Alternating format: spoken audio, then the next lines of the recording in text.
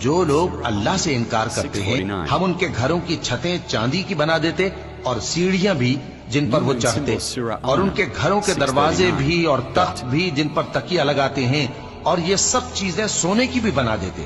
اور یہ سب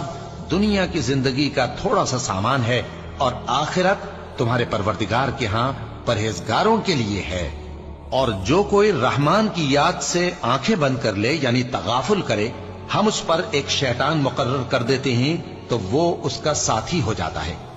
اور یہ شیطان ان کو رستے سے روکتے رہتے ہیں اور وہ سمجھتے ہیں کہ وہ سیدھے رستے پر ہیں،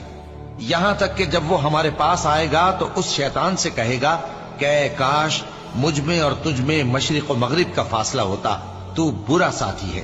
اور جب تم ظلم کرتے رہے تو آج تمہیں یہ بات فائدہ نہیں دے سکتی کہ تم سب عذاب میں بھی شریک ہو، تو کیا تم بہرے کو سنا سکتے ہو یا اندھے کو رستہ دکھا سکتے ہو، اور جو کھلی گمراہی میں ہو اسے راہ راست پر لا سکتے ہو؟ پھر اے پیغمبر، اگر ہم تم کو وفات دے کر اٹھا لیں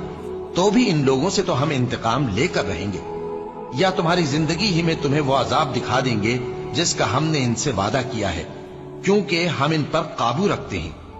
پس تمہاری طرف جو وحی کی گئی ہے اس پر مضبوطی سے جمے رہو، بے شک تم سیدھے رستے پر ہو، اور یہ قرآن تمہارے لیے اور تمہاری